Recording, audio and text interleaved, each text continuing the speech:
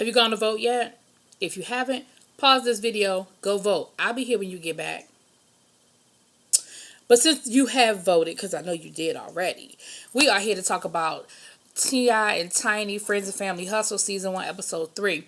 I am really loving this show. I'm so loving it. First of all, I've said it before, and I'm going to keep saying it. I am such a Monica stan that every scene Monica is in, I'm like this. I just love it. This episode, we talked about some very important issues. We looked at, when is it time to approach your child about sex? When is it time to have the talk? When is it time to start paying attention to what they're doing? So we have King. Have y'all noticed that we haven't seen Major? Where's Major? I don't think we've seen Major in any of the episodes. That don't mean anything. Maybe Major said, look, I don't feel like having a camera in my face. But, I'm just wondering where Major is. He was such a ham, Maybe he over it. But we see Tiny picking King up from school. And, oops, that's my TV. We see, and she starts talking to him about, girls. Because there's a bunch of girls out there when she picked him up. So she says, is that your boyfriend, your girlfriend? Ooh, your girlfriend over there? No, I don't know them girls. So they get to talking and they find out that he does have a girlfriend. And, she starts talking to him about sex. And like, look, are y'all having sex? And you could tell he's very uncomfortable. He's uncomfortable, one, because who wants to talk to their mama about having sex? Two, it's a big camera in his face, and he knows the camera in his face. Because she's asking him questions like, well, who is it? And he was like, I really don't want to give that information away. Although later on in the episode, we meet the girl, so maybe he had to make sure it was okay for her to be seen. But, she says, look, this is a conversation that I think he needs to have a conversation with his dad. She said, with her and Tip, the way they divided it up is she talked to the girls and he talked to the boys. She said, but, Tip is a little more forceful than I am. So she met up with Tip and wanted him to talk to him about, the birds and the bees type of thing. And, Tip basically was like, look, you too young to be thinking about having sex. He was like, don't let no temporary itch put you in a permanent situation. She was like, he know all about that, and he need to take his own damn advice. I said, he really does. Do he hear himself when he talking? But, they find out that the boy, that King has been buying this young lady clothes, and I'm sure expensive clothes, because he got the money like that. My thing is this, no matter how rich you are, should you still know what your children are out here doing? Like, the boy was able to buy this girl 2 outfits and some other stuff, and y'all didn't know about it. Like, he just got his own credit card? Do y'all just run a tab at the store and he can just go in and buy what he wants? Like, how does that work? Because I just feel like no matter how much money the family has, there's certain things that, he's a freshman in high school. I just don't think that his shopping habits should go unchecked. I remember my mother used to send me to, because my mother hates to shop. And my mother would send me to the store with my little sister. Back then it was Woody's and Hex, y'all. Woody's and Hex don't even exist no more. But anybody, y'all, people who were in the area know Woody's and Hex. And she would send me down there with her credit card. She would tell me how much I could spend. And I would do the shopping. But trust and believe, when I came home, she looked through the bags, made sure what I bought was appropriate, made sure what I bought was what she, would want us to wear, and made sure I stayed within my budget. And I just don't understand. That was the part that kind of perplexed me. Like, I feel like they should know that he was spending money like that. And clearly, these were expensive gifts. Because Tip was like, if it was me, I'd have sent them back. He was like, I understand where the mother is coming from, that her daughter don't need to be coming home with these expensive gifts from somebody he just met. They just, like, school had only been going on for like 2 months, and he bought all this stuff. He was like, you ain't known her but a couple of months. Like, you doing too much. So I think the bigger issue than worrying about whether they're having sex or not is making sure that he's not doing too much too soon in these relationships and end up getting taken advantage of, They also brought up the fact that he's tried to sneak some girls in the house up under their noses. So they end up going to meet with the mother. She don't take Tip with her, it's just her. And they end up having a conversation. It was a little awkward at first. They went to the skate rink, so the kids were skating. And it was a little awkward at first, but then they got to talking, and she was like, I hear that he bought some things. And she was like, yeah, I found out about it, and I was like, why is he buying you all this stuff, And they had a good conversation, and she said, my son can be a little over the top. You know, he bought a girlfriend a dog one time. She was like, no, no, no, no, no. There will be no dogs. And I will send the dog back. you know. But, she said, well, I'm getting ready. Me and Tip are going out of town. So just so you know that we're going to be out of town. And, my mom's going to be here. But just to make sure they don't pull no little okie doke. So it seems like they were able to work that out. So that was a good thing when we start talking about kids and stay, even with a co-parenting situation, staying on the same page, knowing what's going on. Now, I will say this, though. Tiny, if you're going to bring Tip in, let Tip talk. Because it was like when he was saying stuff to King, you were like, well, what if she liked that? Well, what if it was on, because he was like, you shouldn't have no gifts over $100.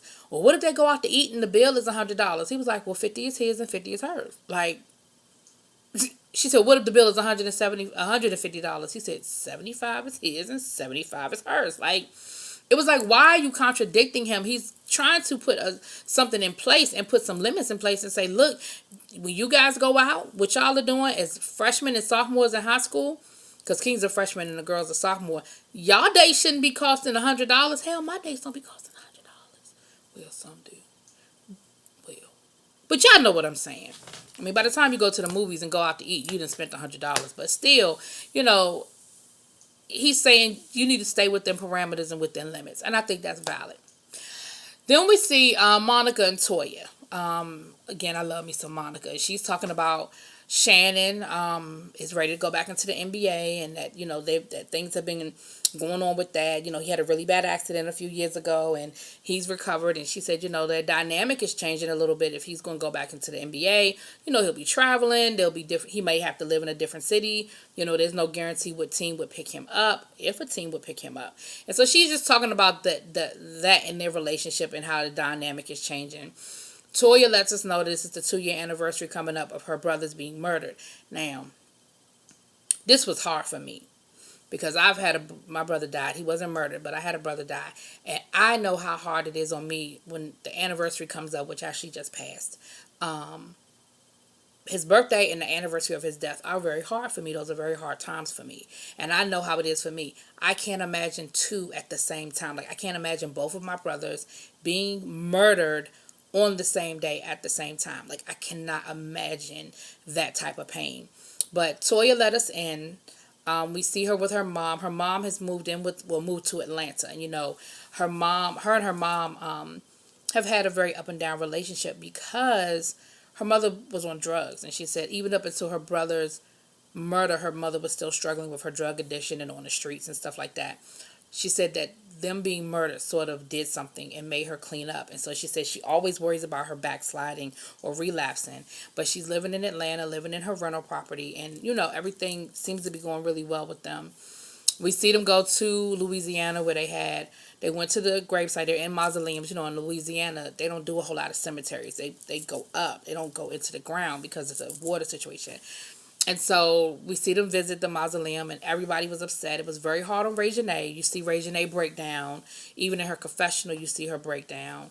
And then afterwards, they went on a boat ride, and they were taking pictures, and they released flower petals into the water as a new beginning and a release and everything. So I thought that was really sweet. But it was hard. It was hard to sit through. It was really hard to watch. Monica had the birthday party for baby girl. And she talks about how her birthday parties are over the top. She said that she knows she does a lot. She does too much. She does too much. But she said, when you didn't have a childhood, you want your children to have everything. So she said, I know I do a lot, but it is what it is. So it was Leia's birthday. She was turning 5. And she had sort of like a carnival party, but then she had a bunch of animals there, like a bunch of exotic type animals. And it was really nice. It looked like they had a good time. Toya came. They weren't able to bring the stepdaughter because the stepdaughter was with the mom. And Toya and Monica ended up having a really good conversation about co-parenting and blended families.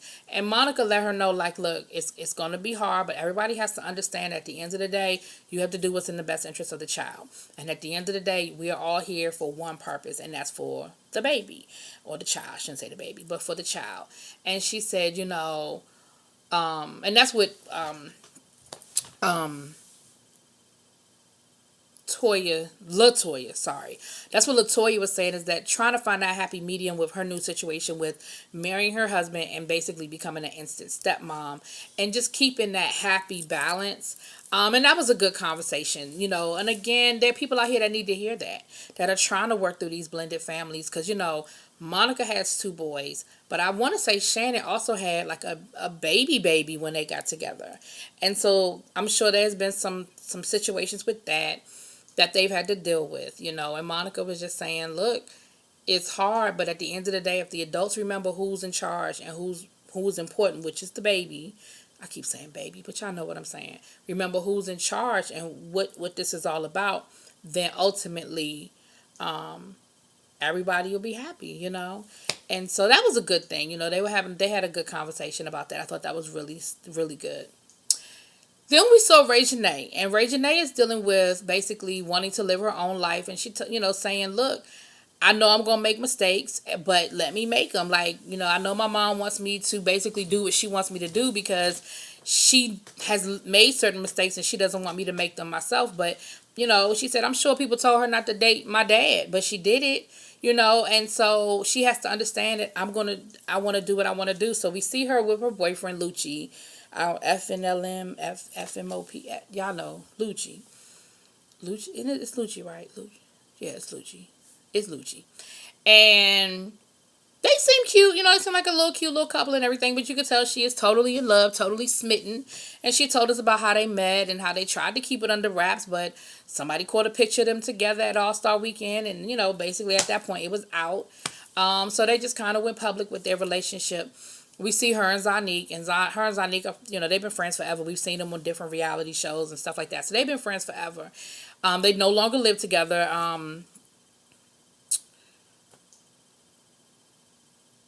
Ray Janae, Lord, why I couldn't think of that baby name. Ray Janae has her own place, little townhouse, really nice little starter home for her.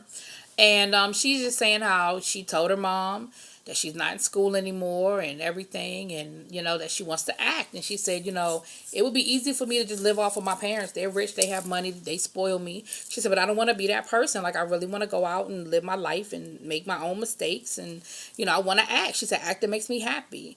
And so we see her at an acting class later on, and Zanique goes with her, and so does Deja, the other baby. The other daughter, Tip's other daughter, and they're in an acting class, and it was funny because they had to act out a scene where basically Zanique is messing with Ray Janae's boyfriend. So they kept showing this clip as if Zanique and Ray Janae had just fallen out over Lucci. But it was really the acting exercise. But it was cool. It was fun. It was a little, it was a nice little gotcha type of situation. And so we saw that, and we know now, if you pay attention, Ray Janae just got a part on Pride and Prejudice. I guess they're doing a black version of it. And so she got a part in that. So, it looks like the acting thing is kind of working out for her. And that's pretty much, we see where Tiny is getting ready for her trip to Trinidad and packing, and they trying to get her to pack all this sexy stuff. And, and Toya says, so look, is y'all relationship back on track? Like, are y'all good now? And she was like, well, we still trying to, but we moving in that direction. And she said, this what y'all need to do. She said, what y'all gonna do about the house situation? And she was like, I don't know, because I need somewhere to go when he make me mad. She was like, no. She said, what y'all need to do, if y'all are going to start over and have new beginnings, y'all need a new house where there are no memories, there are no old ghosts lurking, where y'all can be together, and you make sure you have your woman cave, and he got his man cave. So when he make you mad, you go in your woman cave, and he go in his man cave. And I thought that was a good idea. And she said, you know what, that is a good idea. I think that's what we're going to do. So they didn't take the cameras with them to Trinidad, which is cool. They need some time alone. They need some time to really be able to talk and not play to the camera, So they went to Trinidad. We didn't get a chance to see it. But it'll be interesting to see if they do the house thing.